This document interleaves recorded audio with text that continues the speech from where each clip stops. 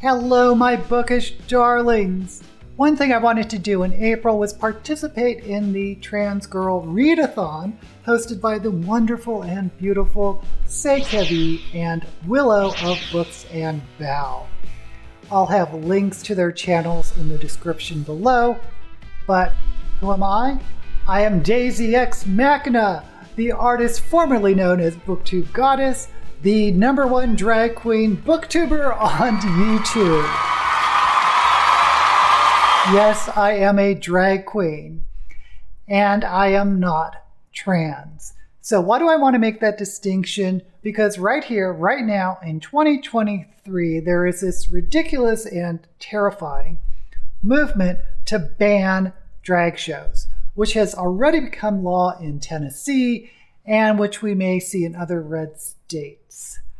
I don't think this anti-drag propaganda really has anything to do with drag, but instead is an attempt to discriminate and marginalize trans people.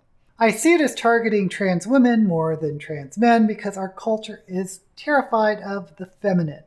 I don't know why, I'm not a sociologist, but some people have this irrational fear of the masculine becoming feminine.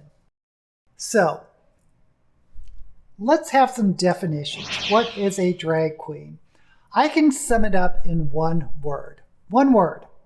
Entertainer. Say it with me. Entertainer. Drag is about entertaining. Full stop. Whether it's a drag queen or drag king or drag monster or drag whatever, the purpose is to entertain an audience. Whether that's through lip syncing or actual singing or telling jokes or reading books at a library or doing YouTube videos, the bottom line is that drag is a form of entertainment. So why ban drag?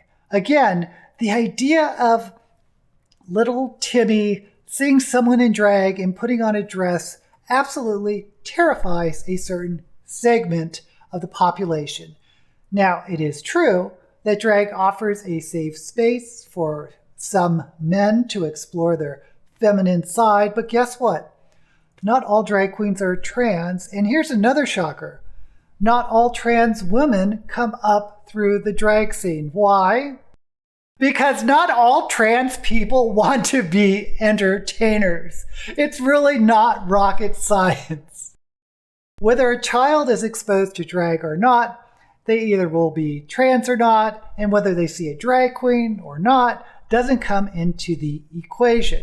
However, that doesn't stop some whack jobs from seeing someone like me, a drag queen, and somehow coming to the conclusion that I'm recruiting children to become trans. At least that's what I get from some of the comments on even this tiny little channel.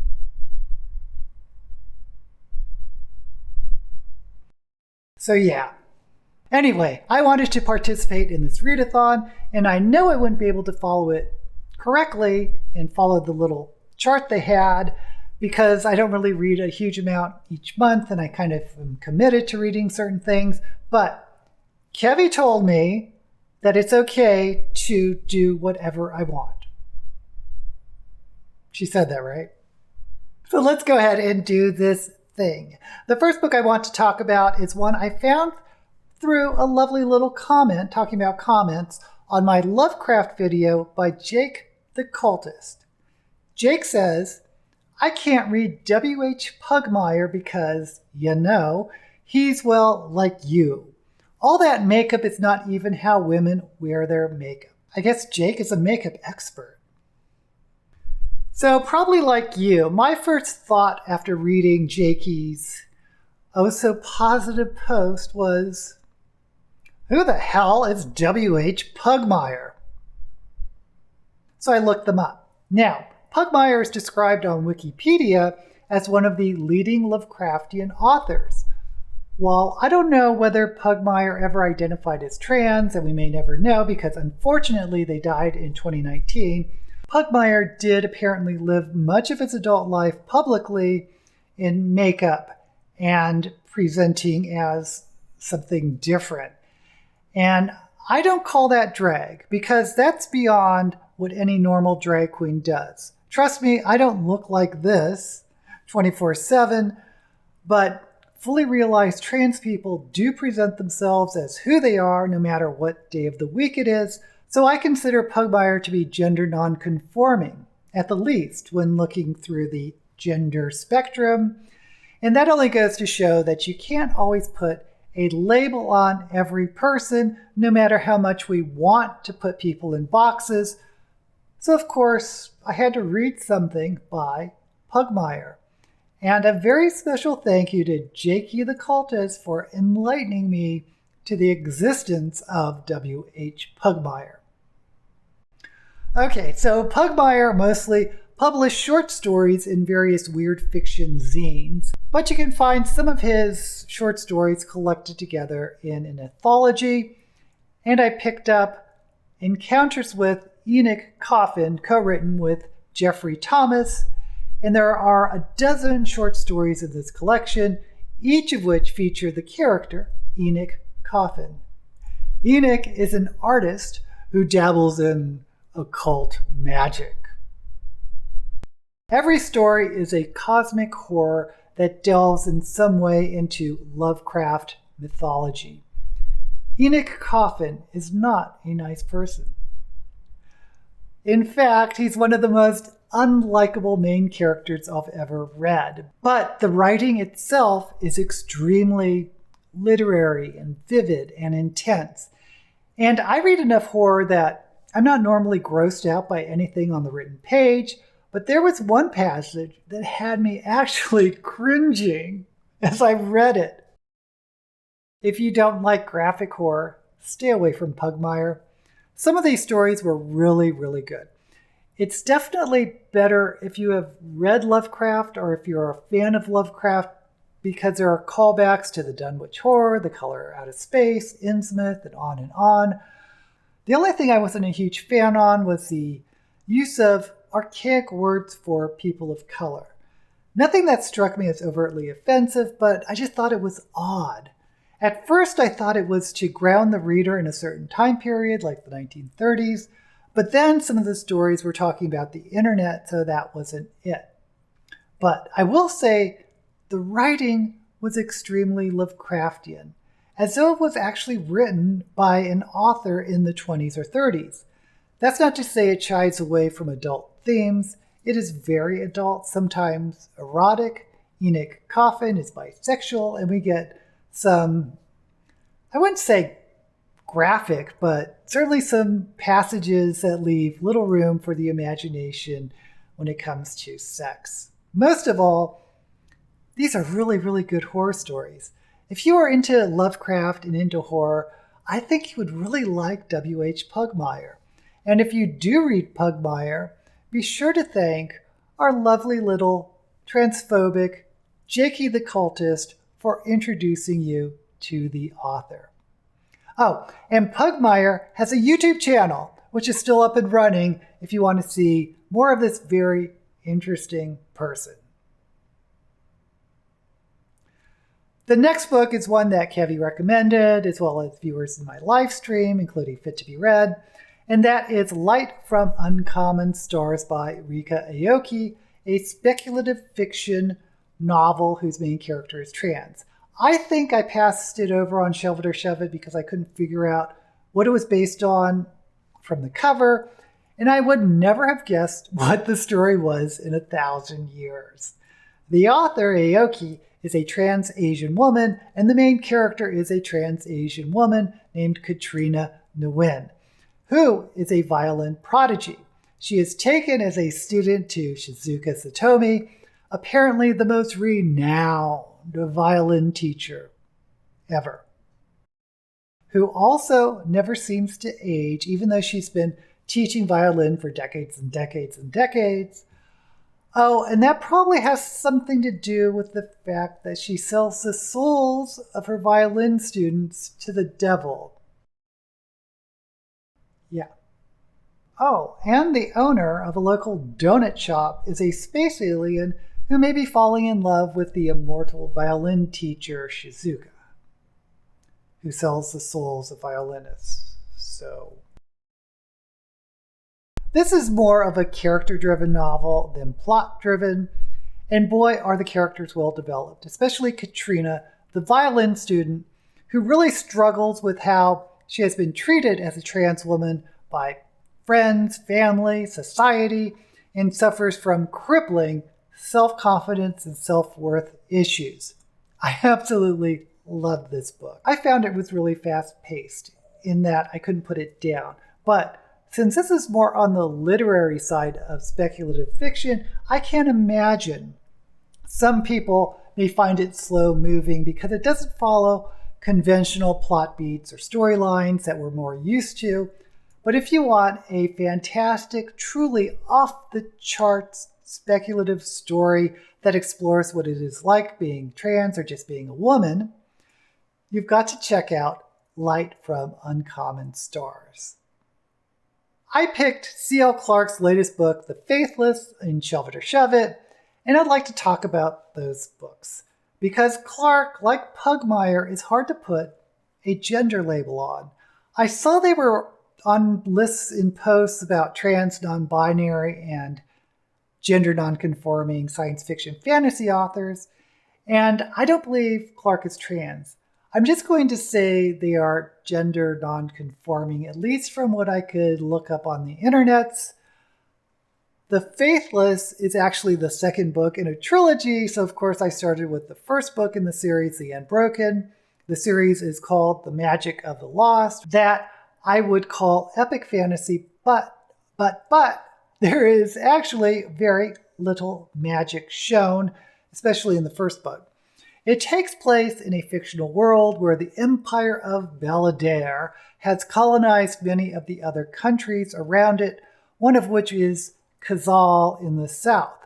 And this Balladeer Empire basically has abducted a bunch of children from Khazal and trained them up as soldiers. The story has two main characters. They pretty much flip back and forth in their POVs. One of whom is one of these soldiers, Lieutenant Terrain, and the other is Ryka, Princess of Balladeer, who should be queen, except her uncle won't give up the regency. In The Unbroken, Ryka is sent to Khazal to oversee the colony there. And with her is Terrain and the soldiers who were taken as children from Khazal, and they're called the Sands derogatively because Khazal is a desert nation. The one thing that Ryka thinks will win her the throne is if she can bring magic back to her people. But magic is outlawed, even though it's allegedly still practiced secretly by the Khazals. Terrain has to navigate her loyalty to Balladeer because this loyalty's been instilled within her as a child, and she has to deal with the racism against her from the people that she's loyal to, because she's dark-skinned and they're light-skinned, and she has to deal with the hostility of the people of Khazal because they don't trust her because she's loyal to Balladeer. It is really, really complicated. There are so many shades of gray, especially since there's an obvious attraction between Ryka and Terrain, but can their positions ever allow them to have a relationship as equals? Both of them make horrible, horrible decisions that lead to really tragic consequences, but that also makes for a really engaging story. I will say I was a little disappointed in the ending of The Unbroken. It felt a little, dare I say, Deus Ex Machina, but that didn't stop me from jumping right into the second novel, The Faithless, which has more POV characters than just Ryka and Terrain, which was refreshing. And this time the story takes place mostly in Balladeer, where we learn a little bit more about magic. And like the first novel, the second one, the relationship between Ryka and Terrain it's in some ways unrequited on both sides, which is sort of a different twist. And it almost feels like an anti-romance for much of the book. But we get lots of politics and backroom deals and backstabbing And I thought the ending was more satisfying than the first book. I definitely look forward to the third book. If you've read this book, let me know what you think and whether I should have even included it in this readathon. Okay, there's one more book I want to talk about, but I read it a few months ago, but I just found out this month that the author is non-binary. I'm talking about The Terraformers by Annalee Newitz, which I picked for Shelve It or Shove It in February. This is in the solar punk genre, which is a relatively new science fiction subgenre, which I covered a bit ago and I'll link here. Basically, in solar punk, there is a focus on the ecological systems, but rather than being pessimistic or depressing, it imagines a future where nature and technology work in harmony. Anyway, The Terraformers is about terraforming a planet. And the terraforming of this planet takes thousands and thousands and thousands of years. I was a little disappointed insofar that I did realize this was basically 3 novellas, rather than one full novel. If I knew that going into it, I may have had a more positive reading experience, because from the description, I was expecting a family saga like the Greenbone Saga by Fonda Lee. Anyway, the 3 novellas are kind of sort of linked together, but cover different stages of the terraforming project.